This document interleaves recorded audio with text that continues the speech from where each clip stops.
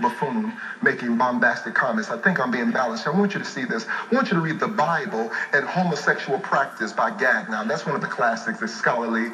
It's about 400 or 500 pages. You're going to need some time and some understanding of biblical text, but it's still worth reading. Also, another one you want to read is Slaves, Women, and Homosexuality by Webb. Slaves, Women, and Homosexuality.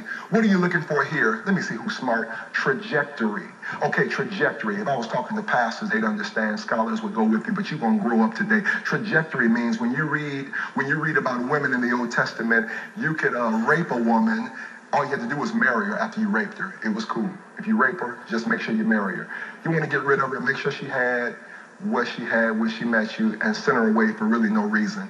There was issues with how they treated women in the Hebraic culture. But we see a trajectory where Jesus began to treat women kind, put them on the ministry team. Paul has them. So what do we see? A movement towards something better. Slaves in the Old Testament treated very badly.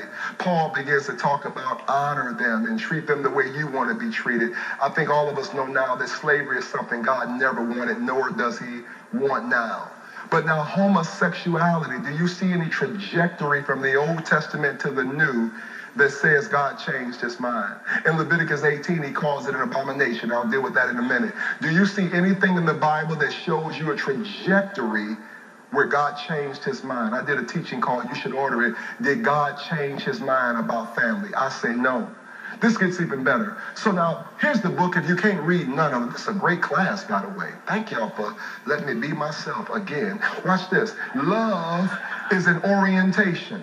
If you can't afford nothing, just buy one. Buy this one. If you're not gay, buy this one. If you just like to read, if you don't like to read, this is the one right here that can teach you more than most pastors know. In about 2 days, you'll have this finished. You won't be able to put it down. This brother, who's a heterosexual brother with a wife and kids, moved to Chicago, to Boys Town, where the LGBT community lives, because God told him his job was to minister to gay people, even though he's not gay. So he moved there to learn how they think, to live among them, let his children live there, to minister, and to them to come to his church and to find out how. That's his call. When a man has a call, he has to do what his call is. Got to follow your heart when God tells you to do something. Everybody has a call. His call was, nobody else is preaching to the LGBT community. I'm going to learn how they think, what they read. And so read this. Love is an orientation, elevating the conversation. In it, he talks about how they think. Now, I don't have time. Matter of fact, I got to stop in 4 minutes, but I'm going to give you this right now. This is, those watching across TV, don't email me. To my scholarly brothers, I know I'm rushing this. I need more time. But I'm going to walk you through the Bible about 4 minutes, just so you can be clear on what we see about homosexuality. If you gay and lesbian, please let me know. Do you feel me? Catch this. First of all, in Genesis 2, don't turn, just write it down. Genesis 2, we see the whole creation narrative. In Genesis 2, everybody, we see the creation narrative. What do you mean the creation narrative? In Genesis 2, that's when Adam is chilling, remember? And God says, not good that you be alone. I'm going to make you a helpmate. So who does he make? He makes Eve. Remember that? Now, come on now. Let's just keep it real. I know you've heard that whole, how come he makes Steve instead of Eve? That's kind of played, but it's still real.